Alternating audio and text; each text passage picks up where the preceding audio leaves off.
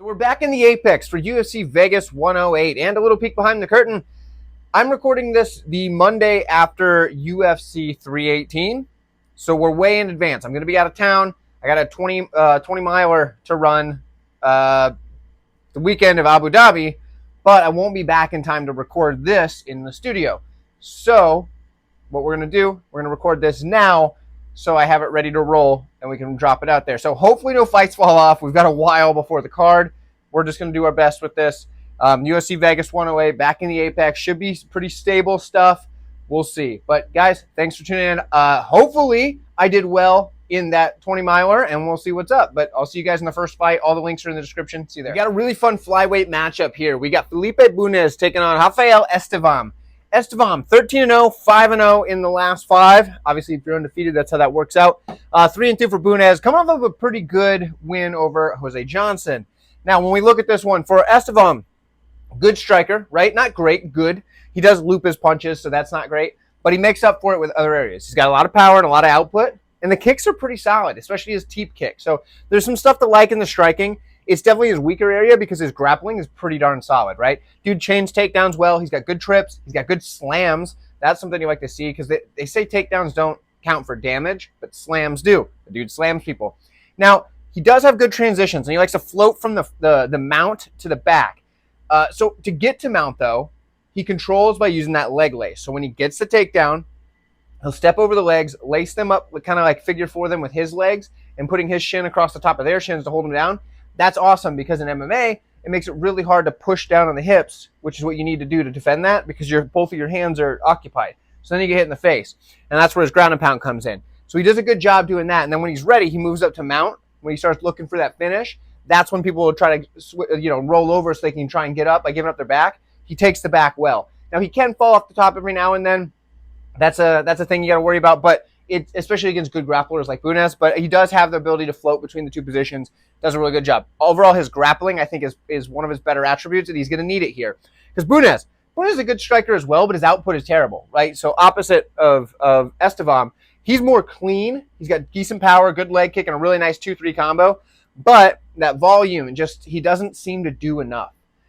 So that's a problem. But both of them are good strikers, but just for different reasons. Now, in the grappling, Bunes is more what you'd think of as like jiu-jitsu style grappler, like especially the type that'll work from his back, things like that. Whereas Estevam is more control first, which, usually wins minutes against the guys that are willing to work from their back, but doesn't necessarily win the fight. Just kind of depends on if he can get caught in anything. Felipe Bunes does strike his way into the takedowns. That is one thing I do like for Bunes. I don't know how well that's going to work in this one, but I do know that he has the opportunity, if he does get the fight to the mat on his terms, to work that really diverse submission arsenal that he has. He has a really good triangle to armbar sequence, and he's vicious when he starts attacking submissions. He will just go for those submissions aggressively in order to try to overwhelm you and get you to make a mistake. This is a close fight, and it's a competitive fight, but I do have to side with Estevam because I think the minute winning is going to be on his side. He's going to have more output on the feet and likely going to be on top more often than not on the mat. So for me, it's Estevam. But let me know what you think. I'll see you in the next fight. Well-matched bantamweight fight here. Rinya Nakamura takes on Nathan Fletcher. Now, for Nathan Fletcher, he's 3-2. But a lot of people thought he won that locker room fight. I thought he won that fight as well. It was close. I'm not going to scream robbery at the top of my lungs, but I do think the decision was a bit off there. So, Fletcher, he's 3-2, probably could be 4-1. Now, 4-1 in the last 5 for Nakamura. And if you remember that loss, most people were just looking at their TV going, what are you doing? Why are you not going for a takedown here? And he just wouldn't do it. He just wouldn't do it. It was super strange. Very uncharacteristic for him because typically that's what his game plan is. So both guys, have some rough stuff in the last 5. But either way, when we look at this fight, this is a good spot to kind of figure out who sticks around, who's going to be a prospect moving forward, and who's kind of, maybe going to try to fight for that spot in the UFC still. When we look at Nathan Fletcher, he's a good striker, right? He works his jab really well. He's got good boxing combinations. I would say he's probably the more technical of the two here, but he does get backed up, and that's something that you don't usually want to see.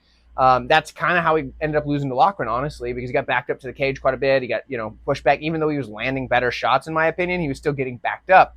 Now, he is a good grappler as well. Not super good in the wrestling, but, good enough, right? He's got pretty good takedown entries. Does have pretty good takedowns against the cage. In the open mat, he can struggle some. He is a good back taker, though. That is probably his best thing, and his rear naked choke is pretty solid. Now, when we look at Fletcher, if this guy doesn't get to your back and say he ends up on bottom, that's going to be Nakamura's game. Because, sure, on the feet, he's a powerful striker with a laser of a cross. He's not going to be the guy landing these like clean, tight boxing combinations. He can put some power on you, but, you know, there is that. If he shoots takedowns, he should have a wrestling advantage. If. That's the thing. Now, does have good takedowns, really good top control, and he's safe on top. That's what you want. Remember the Carlos Vieira fight? People were saying, oh, this guy's jiu-jitsu is really good off his back, meaning Vieira, and yeah, the guy looked pretty good in his fight after that, but Nakamura, everybody's like, why is he not finishing this guy? He had to stay safe on top because Vieira is dangerous off his back. Now, when you look at a guy that's willing to say, oh, I'm winning this fight, I'm staying safe, that's what you like to see. That's a good fight IQ move. But then he comes out in the next one and just doesn't have good fight IQ. So I don't know. Maybe that got to his head. Maybe the UFC was like, dude, that was boring. You suck. Stop it. I don't know. Either way, from what we've seen, he's very safe on top. He has good scrambles, good transitions, and the straights in the ground and pound are the thing I like. Now, that can result in you getting an armbar, but also it can result in you putting your opponent's head through the canvas because that straight punch down, my goodness, do you have some zip to that. And sure, if guys are trying to catch arm bars, that if you're in the guard anyway. If you're in mount, throw straights all day because you can't armbar somebody when you're mounted. But if you're in the guard and you're throwing those straights down, there is that risk of the armbar, but also you're really just hoping and praying that you don't go to sleep when that straight hits you and you can catch the arm. So there is that. It's a trade-off. For me, I think what we're going to see is a return to form for Nakamura. I think he's going to get on top, and I think he's going to stay safe there. And it might not be the most crowd-pleasing of fights, but I do think he can stay safe and win 2 out of 3 rounds. We're going to take Rinya Nakamura, but yeah, I don't know about being confident in it. Let me know what you guys think. I'll see you in the next one. Francis Marshall taking on Austin Bashi in the featherweight division. Now, Marshall's 2-3 in his last 5 fights, but that is a bit misleading because a lot of people thought he'd beat Myron Santos. There's a pretty good argument for it. Let's put it that way. But it was one of those fights that was relatively close and competitive, so I can't scream robbery, but there's an argument. On the other side, we got Austin Bashi. He's 4-1 in his last 5, taking his first career loss in his UFC debut against Christian Rodriguez. There we go. Why did that take me a minute? But either way, now we're going to break this down. For Austin Bashi, good striker. He's got good kicks, front kick being one of his best kicks, probably his best kick. He will feint the takedown and come up into that big lead hook. That's something I like a lot from him because his grappling is pretty good, which we'll cover in a moment. And he has a nice, tight, high guard, right? So there's some stuff to like about him on the feet. He's definitely not a striker, but the fact that he's so good in the grappling, amplifies his striking ability. His grappling is solid, though. The dude's got good takedowns. He has a variety of takedowns, and he'll chain them together. Typically, he can do this for 15 minutes, no problem. C-Rod was a tough test for your debut. That guy just is the prospect killer. It's a thing. So he didn't have so much success there. I mean, he had some success, don't get me wrong, but he didn't have enough. He does advance position well and takes the back extremely well. Now, in addition to that, from his cage push, which is pretty solid there as well, he can get his takedowns or take the back. Sometimes he'll just take your back standing, which is something you like. He's got solid control and very opportunistic submissions. He's not going to hunt the submission. He's going to wait until you make a mistake, and then he's going to try to capitalize on it. Otherwise, he'll just be content to control you, which typically is the safer strategy. So that's what he likes to do. On the other side, we got Francis Marshall, who's come along to be a pretty good striker. At one point, he was not, but he's come along to that. He's got good forward pressure, good volume, and decent power. Those are things that give you the basis to become a good striker. The thing that amplifies him for me is the ability to interrupt your opponent's combinations. His opponents will be throwing combos, and he'll just come right into them and just step right in through the combination and just start throwing. That's what he was able to do to put some pressure on a guy like Myron Santos. That worked extremely well for him. If he's fighting a striker, this guy has the tools to do it. Now, his striking defense is not very good, but he's durable enough that he can do that. And he can just say, all right, you're throwing this combo? Cool. I'm coming right forward into you. And then he can start working for takedowns, pushing people up against the cage, things like that. And it works really well to interrupt those combinations. Now, he's a good grappler. He's got a solid double leg, decent top control, not fantastic, but decent. And he's got good scrambles. There's a lot to like. Now, both of these guys typically can fight at a really high pace for 15 minutes, no problem. So there is that. Now, let me throw this out at you because I want you to know that I remember you guys. You know who you are. You were saying Austin Bashi's a fraud. He sucks. He's terrible.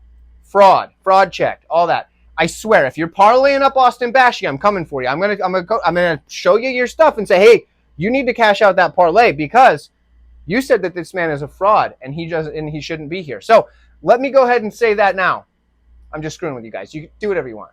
But Austin Bashi's my pick. I think he can get this one done. I think he's going to be better in the grappling positions, and I think it's close enough on the feet that it's kind of just depends on what you're looking for. I think Bashi can do it. Now, I understand he lost his debut. The UFC jitters are a real thing. We saw that with a lot of fighters. People will argue with it all you want, but it's fine. I'm taking Austin Bashi, fraud or not. I think he's the real deal. I think he can get this done, and I think there's a case for him to move on pretty high in the UFC. Now, for Francis Marshall, I hope that they don't cut him after this. His last loss was kind of, So let me know what you guys think. I'll see you in the next one. And stop calling Austin Bashi a fraud. Unless he gets just ran through here. But stop calling him a fraud. He's doing fine work. Got a matchup at 185 pounds. Rodolfo Vieira takes on Tresean Gore. Vieira is 3-2 in his last 5, 2-3 for Tresean Gore. Now for Gore, haven't seen a ton of him since his UFC debut. He's been around a long time, but he's only 5-3 on the career. Not a lot of fights. Lots of injuries, things like that. Whatever. Decent striker, though, with some power. He's got a pretty high guard. The biggest problem he has, though, is he just waits for his opponent to finish. He'll show up with the guard and just, wait for his opponent to stop throwing before he decides to throw one back. And that's just not a good strategy long-term as far as landing shots on your opponents, because you just wait for them to stop. And if you wait for them to stop, what's making them stop, if you understand what I'm saying? I don't think he's going to work too much. It's not like Vieira's a high-level striker. But on the feet, that's a problem. Now, he's a decent grappler. He's got decent takedowns. You've got a really tight squeeze with those arms, right? The standing guillotine seems to be his way he can win fights. If he doesn't stand and guillotine you, does he win? Yet to be seen. Now, on the other side, we have Rodolfo Vieira. Decent striker with a pretty good jab. Decent 1-2, and he's durable. Dude can take a punch. On the grappling side, this dude is very good. He's a solid grappler with a massive submission arsenal. He's got decent takedowns. He'll use the ground and pound to open up his submissions. I almost threw my marker. And he has a pretty good back take as well as a rear naked choke. His rear naked choke is probably his go-to move. It's his best finish. He uses it quite a bit. Now, it is going to be tough to choke a guy like Gore. He's a pretty, yoked up dude. Not a lot of neck. However, a guy like Vieira is going to know that you don't necessarily have to get the choke to get the choke, if you know what I mean. It's not necessarily a choke at that point, but it works all the same. Now, when I look at this one, I have to say, there was a guy the last time I talked about a Tresean Gore fight trying to claim that I thought it was going to be a good fight and that Tresean Gore could beat Marco Tulio. I never said that. Go back and watch the video. I've never picked Tresean Gore, and I don't have any intention of picking Tresean Gore. I don't think he's that good. I think he has a couple of things he does well, but he's not UFC ready. The guy got here by being a brute, and I think he's going to be outmatched here against Rodolfo Vieira. I'm going to say it as plainly as I can. Rodolfo Vieira is most likely winning this fight. I'm not going to say for sure. There's no such thing as a sure thing. But Rodolfo Vieira should win this fight by all intents and purposes. He's probably going to have more output on the feet. He's a far better grappler. He's durable enough to eat a shot or two. It's got to be Vieira. I'm taking Vieira. And stop trying to pigeonhole me, dude. I don't know who you are, but stop it. Vieira is winning this fight, most likely. See you in the next one. Now, not the biggest name value. This fight is super interesting stylistically. Let me tell you why. We got Nick Klein taking on Andrey Pulyaev. This is a matchup at 185 pounds. Klein is 3-2 in his last 5, 4-1 for Pulyaev. Now, we're going to get into why it's interesting. Let me just break down some basic nuts and bolts first. For Pulyaev, he's a pretty good striker. He pokes his jab well. He works the body kick really well, and he picks his shots extremely well. He's very measured. He is probably going to be the cleaner, more technical, and better striker here, but he throws a lot of single shots, and that's not the best thing. And he also gets backed up when pressed. So that's also not something you like to see out of a striker. He is a decent grappler, but the EV at the end of his name would make you think this guy's going to go out there and just wrestle everybody. He's actually more of a pick your shots kind of striker than he is grappler and wrestler, but he does have decent takedowns, and if he needs to get to them, he's got pretty good control. He's also got a surprising ability to throw up submissions off his back. I would say that this is not his best game plan.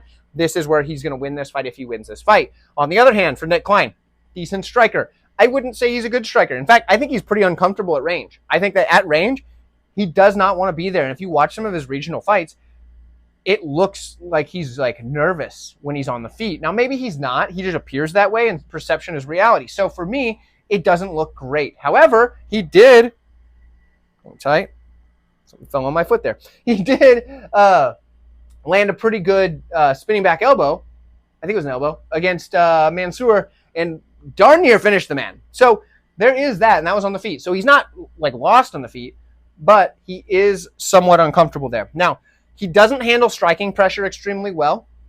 That's something we know. But then again, neither does Pulyaev. This is what makes this interesting on the feet, because, or at least one of the things, because neither guy handles pressure super well. So who's going to put forth the pressure? Honestly, it's interesting because even though Klein just has kind of like a decent leg kick and pokes the jab, otherwise his offensive tools on the feet are pretty minimal. I guess the spinning elbow, but I think that was kind of a desperation move, let's be honest. I think he's going to come forward more. So it'll be interesting because the reason I think he's going to come forward more is because he wants the takedowns.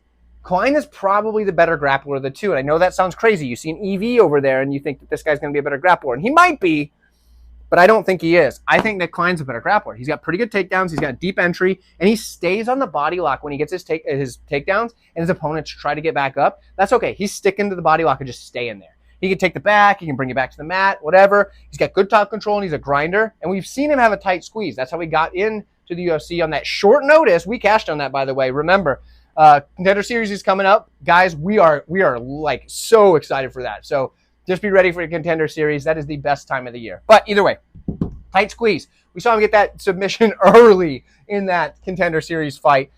Dude didn't even have that full everything locked up. He just squeezed the neck. That was it. He didn't get the hooks weren't proper, nothing like that. I don't even know if he had the hooks in at all, just off of memory. But either way, Nick Klein is probably going to be the better grappler.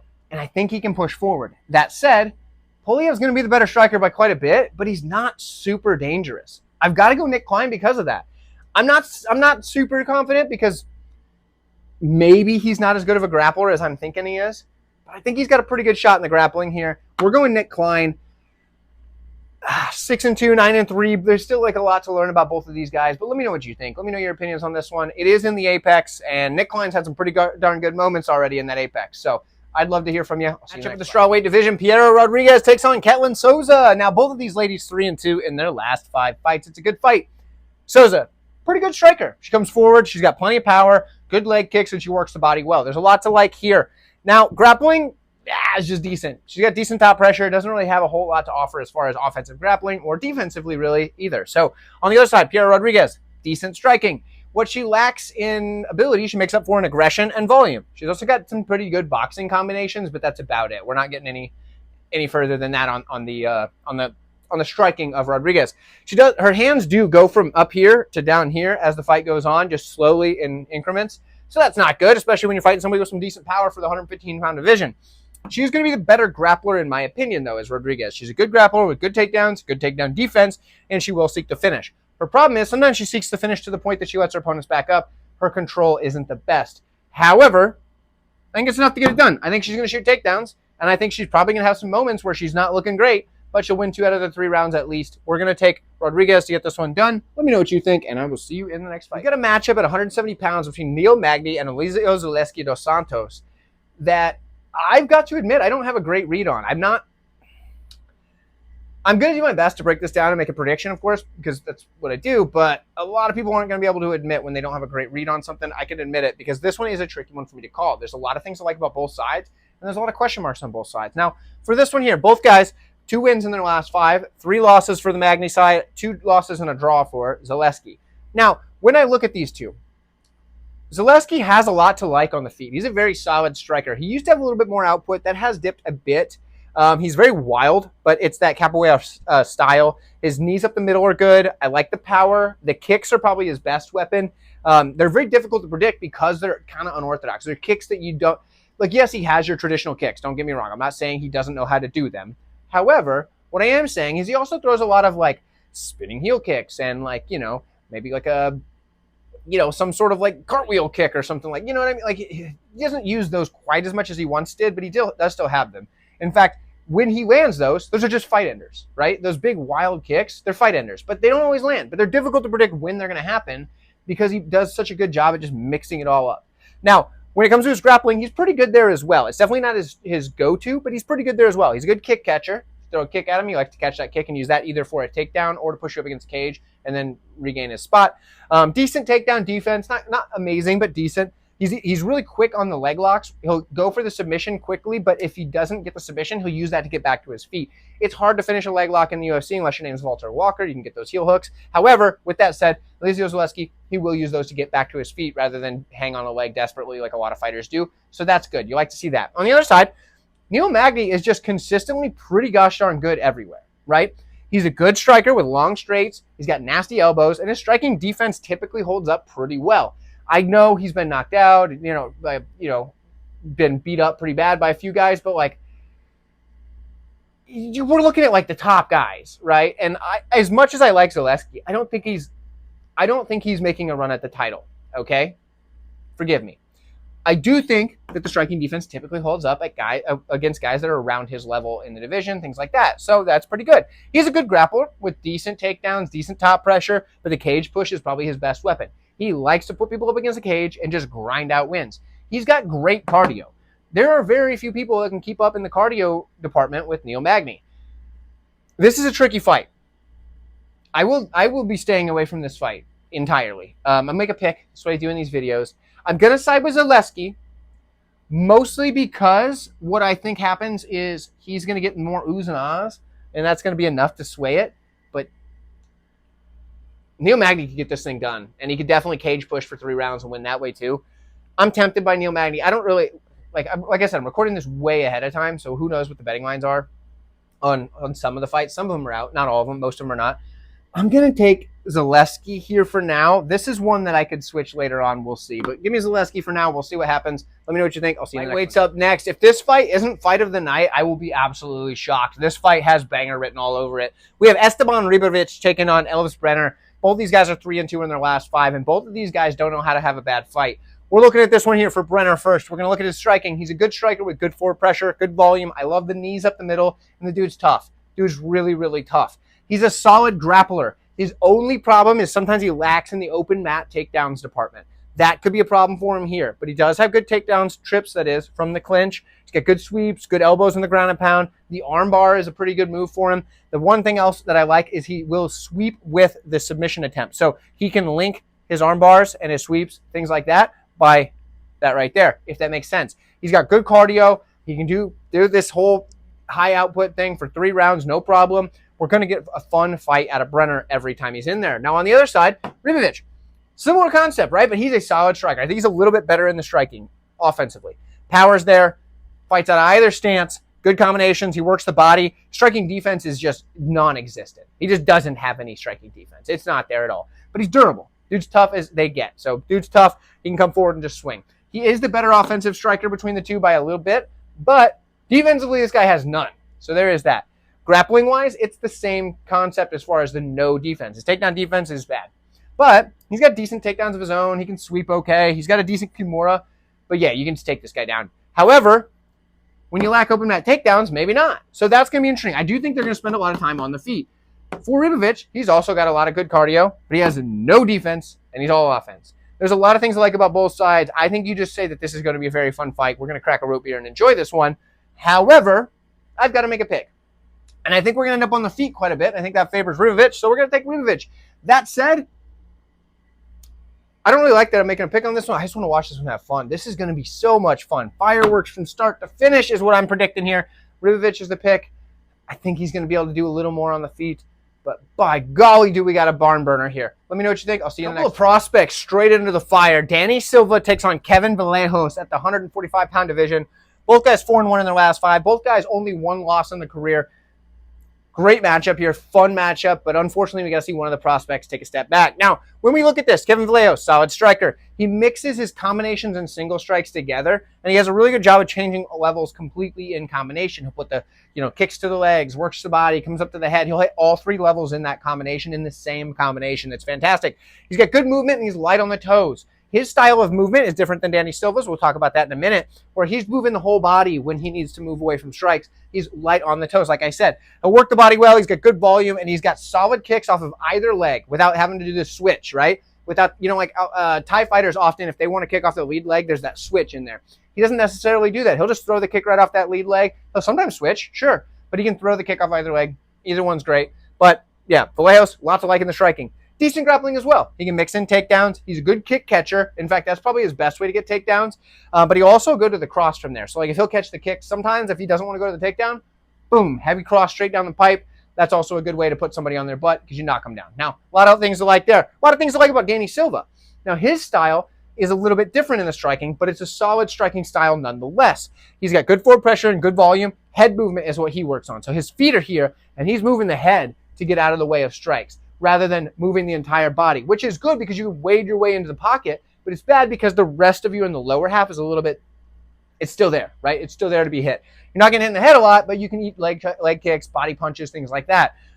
He's got a good leg kick of his own. He works the body extremely well, good combinations, and he'll mix up his levels in combination as well. You'll see him rip the body and come up to the top. It's solid for both of these guys. There's a lot of things to like in the striking for both of these guys. Now, decent grappler, decent takedown defense, and he works back to his feet quickly if he is taken down. One thing I do like is that he gets to the body lock, and he can just take the back from there. He doesn't have to get the takedown. He'll just get to the body lock and just start working his way around and take the back. Standing, pull you down to the mat, or just keep you up on your feet and just keep your back up against the cage. That's fine too. When I look at these two, the striking is very, very good for both guys.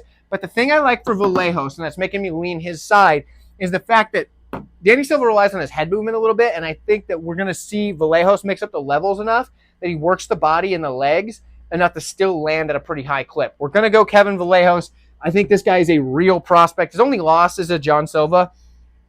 I mean, it's not a bad loss, let's be honest. And he looked pretty good in that fight. I know you can't really overrating guys in a loss is not a good way to go, but the dude's looked fantastic otherwise. We're going Kevin Vallejos. Danny Silva is still a prospect. Good fight. Let me know what you think. I'll see you at 135 pounds. Nora Cornell takes on Karol Rosa.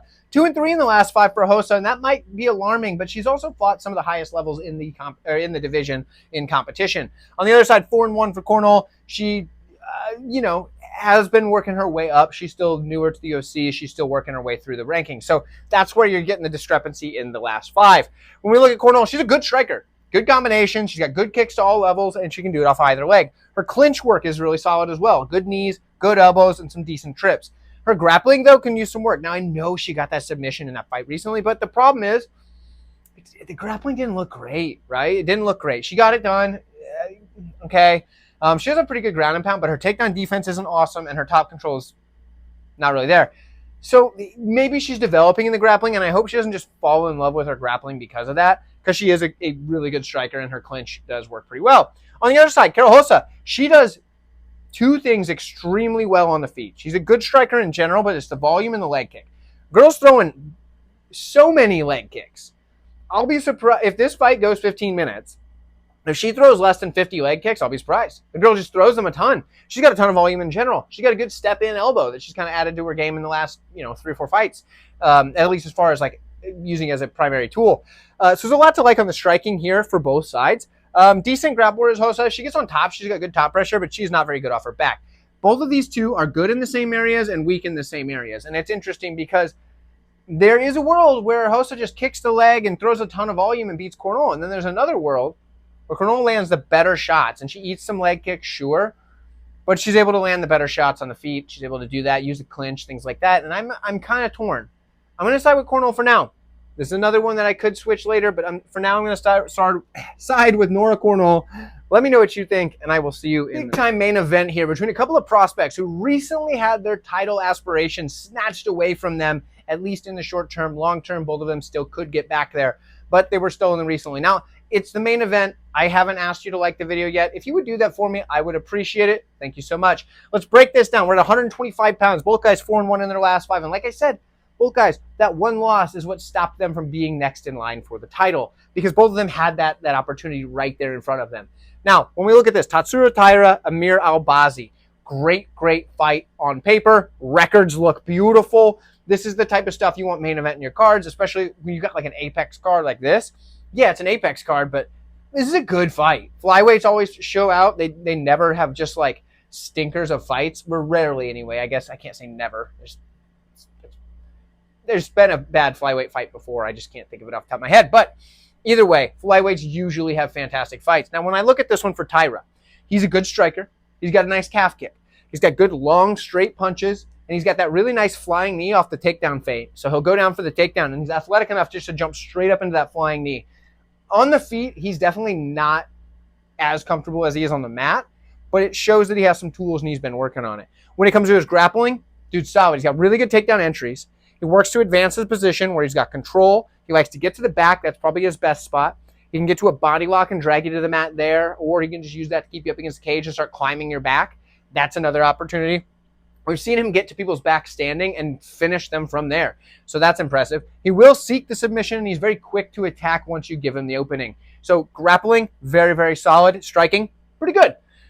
And much like most really good grapplers, their striking is opened up by the fact that the grappling threat is so intense. If you are really concerned about being taken to the mat by somebody, or what happens if you get taken to the mat, their striking gets better because you're too worried about defending that. That is a thing. Now, on the other side for Albazi, he's a good striker as well. Different type of good striker. He just sticks to a solid jab, picks his spots, and lands with pretty good power for the flyweight division. He doesn't do the flashy kind of stuff, like the flying knee off a takedown feint. We're not going to see that at Albazi. We're going to see the dude stick that jab out there, pick his shots, and lands with power. That's what you like to see. Now, solid grappler as well. He's got good takedowns. His timing on his takedowns is probably what makes his takedowns so good. He's got good transitions, also likes to take the back. He's got solid control. The submission arsenal is very good as well. His go-to move is that rear naked choke. It's in MMA, that is a good tool, right? The rear naked choke is one of the more high percentage submissions, and it doesn't put you in a bad position to go for it. So there's that. Now, when we look at this fight, there's a lot to like on both sides. The thing that makes me lean the way that I do, right? I think the striking is going to be competitive. I think the grappling is going to be competitive. The thing that I like is I think that over an extended period of time, for 25 minutes, who's going to get the better of the positions and fight through things? We saw him do this against Brener Royval, and that's Tatsuro Taira. That was a competitive fight with Royval, a guy who has fought for the title multiple times and shows that he still has it, right? Sure, I know he's coming off a loss to Josh Pham, but that was a heck of a fight. Now, Taira is right there towards the top, and the fact that he was able to just do some things on the mat against Royval, who is a primarily a jiu-jitsu guy, makes me think Taira's going to be able to do something similar to Albazi, but probably edge out the win because he doesn't have the striking disadvantage he had in the Royval fight. We're going Tatsuro Taira, but close fight, good fight. Looking forward to this one. Let me know what you guys think, and I will see you in the next one. And I'll just catch you guys down the road. That's the end of the video. See you.